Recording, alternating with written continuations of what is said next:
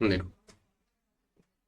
Excel में formatting style वाला आज हम लोग सीखेंगे ना। यहाँ तक का मर्ज करना, ये नंबरिंग का ग्रुप है ना, या होम टैब के, ये सब कर लिए हो, प्रैक्टिस भी कर लिए। तो ये फॉर्मेटिंग वाला, और उसके बाद format as table, cell style, जो कि स्टाइल ग्रुप में आता है, इसको कैसे सी यूज करते हैं वो देखते हैं। तो इनमें हर किसी का क्या रोल है वो देखने के लिए हमको क्या, यहाँ एक एरो है, डाउन एरो, उस पर क्लिक करना होगा।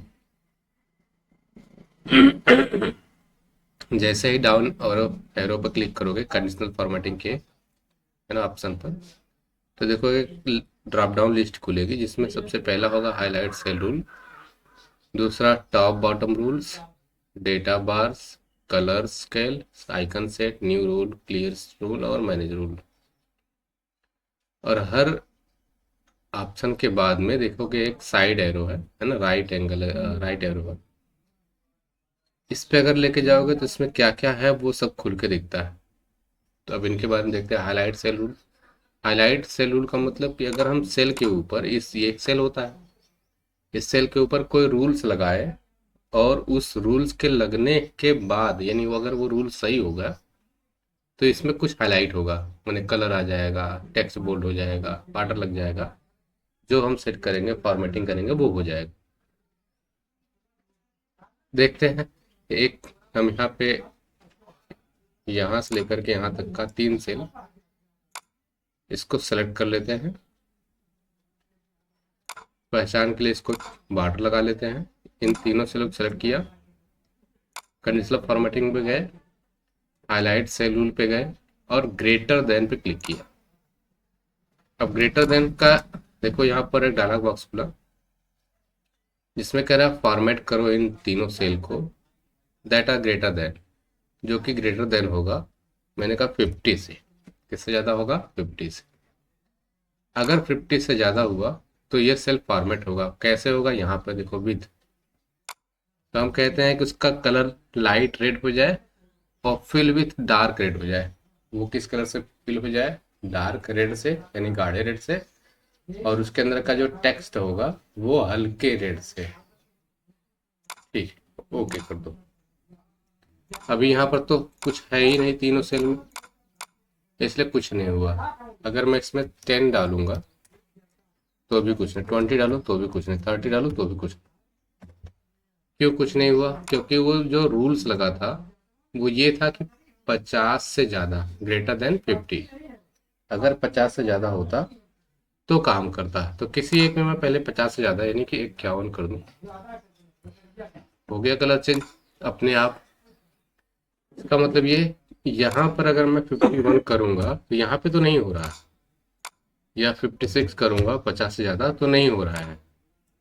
लेकिन इन तीनों में से किसी में भी अगर मैंने 50 से ज़्यादा किया, या तीनों में 50 से ज़्यादा किया, तो तीनों में ये कलर अप्लाई हो जाएगा। जिसे मैंने 60 कर दिया,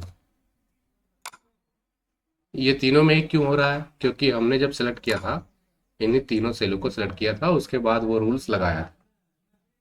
तो जहां तक सिलेक्शन रहेगा वहां तक वो रूल्स लग जाएगा। और जैसे ही वो रूल्स का कंडीशन सही होगा तो वो अपने आप रूल्स का जो फॉर्मेटिंग है वो काम कर जाएगा, तो कर रहा है। ये तो समझ में आ गया। अब इसी में कंडीशनल फॉर्मेटिंग में हाईलाइट सेल रूल में एक लेस देन भी है। लेस देन क्या है? कि अगर जितना मैं नंबर डालूंगा उससे कम रहने पर क्या हो।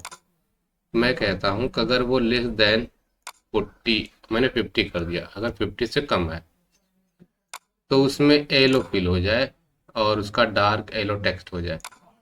तो ध्यान दो, पहले से ही इसमें नंबर पड़ा था जो कि 50 से कम था। अगर 50 से कम होगा तो क्या कलर आएगा? Yellow colour. टेक्स्ट भी कैसा हो जाएगा? Yellow colour. पर अगर 50 से ज़्यादा होगा तो क्या होगा? देख लेना, 50 से ज़्यादा होने पर हो गया ना कलर चेंज। अगर यहाँ पर मैं 50 से कम कर दूँ तो समझ में आ रहा है? मतलब दोनों अभी एक साथ लग चुका है। 50 से अगर ज़्यादा होगा तो ये रेड कलर आने वाला है, 50 से अगर कम होगा तो ये रेड कलर आने वाला है, लेकिन अगर 50 ही हो तो क्या हो? अभी 50 तो बचा है ना, जैसे इसमें अगर मैं 50 डालूं किसी में, तो देखो न रेड आया न येलो आया। कम और ज्यादा पे तो काम हो रहा है। तो मैं फिर से चाहूँ इसको सेलेक्ट कर सकता हूँ, और इक्वल एक रहता है, इक्वल टू, क्या रहता है? Equal to. इक्वल टू करता क्या है कि अगर उसके बराबर हो जाए, तो मैंने कहा अगर 50 के बराबर हो जाए तो हो जाए कुछ और कलर, जैसे मैं कह दूं ग्रीन कलर हो जाए। चलो 50 पे देखो क्या हो रहा है, ग्रीन कलर। 50 से कम पे क्या हो रहा है, येलो कलर। 50 से ज्यादा पे क्या हो रहा है, तीनों एक साथ काम कर रहा है। और जरूरी नहीं कि इसी में केवल, क्योंकि हमने यहाँ तीनों सेलेक्ट किया था, तो तीनों पे वो काम कर रहा होगा। ठीक है, देख रहे हैं ना, तीनों पे काम कर रहा है। तो जहां जहां सिलेक्शन करने के बाद आप अप्लाई करोगे वहां तक काम करेगा। इससे ज्यादा अगर सेलेक्ट कर लोगे या इतना पूरा कर लोगे तो इतने पूरे में काम करेगा। ठीक है, तो लेस देन का मतलब जितना नंबर डालो उससे कम। अब जो ने 50 ही डाले, 50 से भी जैसे 30 डाल सकते हो, 30 से कम, जितना आपको कंडीशन चेक करना होगा उतना नंबर आप डाल सकते हो। अब एक और चीज देखते हैं, इसमें कहा है, जैसे इसको सेलेक्ट कर लिया अभी मैं यहाँ इतना, इसमें कहा है राइट सैलून में एक बिटवीन है। बिटवीन मतलब कि दो नंबरों के बीच। बिटवीन मतलब होता है दो नंबरों के बीच। मैं कह रहा हूँ कि अगर जब वो 10 और 20 के बीच में हो तब हमको केवल दिखाए एलो। तो यहाँ पर जैसे देखो 10, यहाँ से यहाँ तक मैं शुरू किया था इतना, तो यहाँ पर अगर मैंने डाला 9, तो 10 से तो है ही नहीं, 10 और 20 के बीच में है नहीं, ये 10 के पहले आता है ना। और अगर मैंने यहाँ डाल दिया 21, तब भी नहीं हुआ कुछ, क्योंकि ये 20 के बाद आता है, जबकि 20 का मतलब 10 और 20 के अंदर होना चाहिए।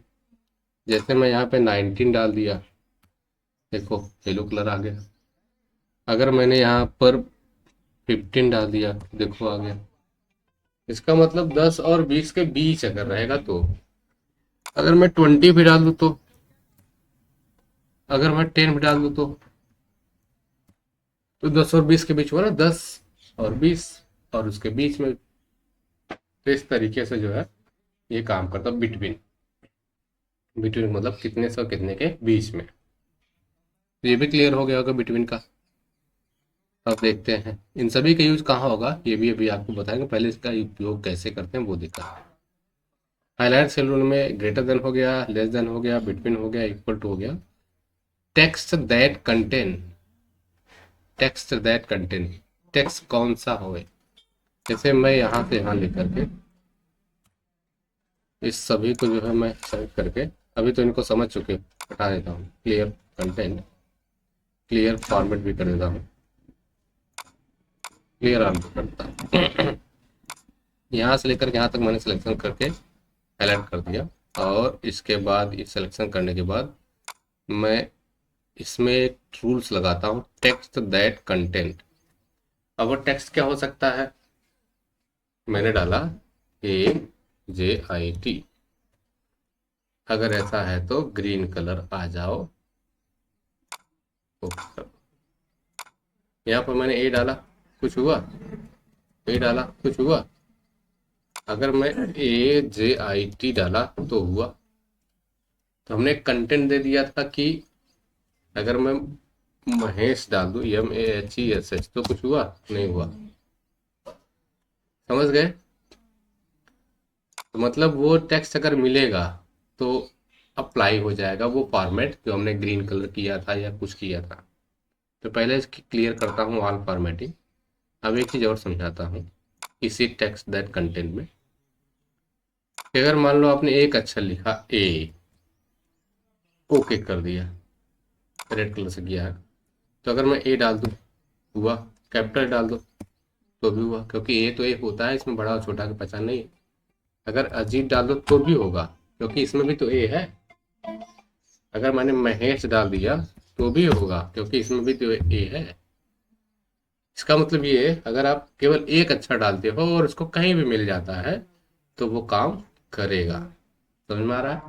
लेकिन अगर आपने दो डाल दिया तो जब तक वो दोनों नहीं मिलेगा तब तक उस पर काम नहीं करेगा। अगर आपने चार डाल दिया, जब तक वो चारों नहीं मिलेगा तब तक काम नहीं होगा। तो इस तरीके से पूरा प्रोसेस हमारा टेक्स्ट दैट कंटेंट काम करता है। ये भी क्लियर हो गया होगा अब हाईलाइट सेल रूल में एक और बचा है, ए डेट ऑकरिंग। जब वो डेट मिल जाए तब काम करना। तो पहले मैं ये सारी चीज़ें क्लियर कर लेता और सिलेक्शन कर लेता हूँ, और इन सभी को सेलेक्ट करके मैं ये करना चाहता हूँ इसमें एक डेट आ जाए। ए डेट ऑकरिंग, कौन सी डेट आ जाए? कल की डेट। यस्टरडे माने बीता हुआ कल, टुमारो माने आने वाला। तो मैं इसमें करता हूँ कि जब ये कल की डेट आ जाए तो टेक्स्ट कलर रेड हो जाए। तो कल की डेट क्या थी बताओ? 13 थी, कल 13 था ना?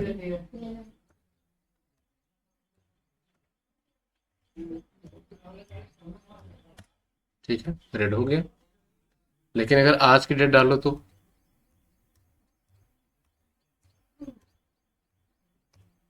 कुछ नहीं हुआ। तो ये हमने एक कंडीशन लगा दी कि अगर कहीं भी कल की डेट पड़ेगी तो वो इस कलर से हो जाएगी। ठीक है। इसके अलावा आप डेट में ये जरूरी नहीं कि कल ही केवल डेट डालें, आप और भी डेट डाल सकते हैं जो आप डेट सेलेक्ट करना चाहेंगे। Today, tomorrow, in the last 7 days, इसके पहले का 7 दिन का अगर कोई डेट आ जाए तो भी हो जाए।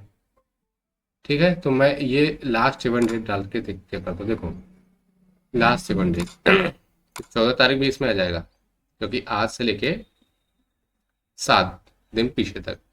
तो 14, 13, अगर मैं इसको डालू 11/4/2025 तो भी हुआ। अगर मैं डालूँ 11 के पहले 14 और 7 होता है 7 तारीख ना, 7 या 8 तारीख, 07/04/2025, तो 7 पे नहीं हुआ, क्योंकि 14 तक आने में उसको 8 से होना पड़ेगा। 8, 9, 10, 11, 12, 13, 14, 7 दिन हो रहा है ना। तो जो 7 तारीख है वो 7 दिन से ज़्यादा हो रहा था, इसलिए नहीं हुआ। लेकिन जैसे ही 8 तारीख को मैं डालूंगा 8/4/2025 ना, देखोगे 8 तारीख को यानी कलर हो रहा। तो अभी ये लास्ट 7 डेज तक काम कर रहा है। इसके अलावा और भी कई सारे ऑप्शन थे डेटा ऑकरिंग में, आप देखोगे तो पता चलने वाला है कि इसमें है मंथ भी है, नेक्स्ट मंथ भी है, लास्ट मंथ भी है, वीक भी है, दिस वीक भी है, लास्ट वीक भी है। ठीक है। अब ये तो हो गया डेटा ऑकरिंग का। अब एक और बचा है, वो भी देख लेते हैं। वो है क्या? वो है हमारे पास डुप्लीकेट वैल्यू। डुप्लीकेट वैल्यू का मतलब होता है कि अगर मान लो हम रोल नंबर चढ़ा रहे होंगे और रोल नंबर में हमें डुप्लीकेट वैल्यू जो है नहीं लेना है या लेना है, तो हम क्या करेंगे? डुप्लीकेट और यूनिक दो चीज़ें हैं, इसमें दिखाता हूँ मैं।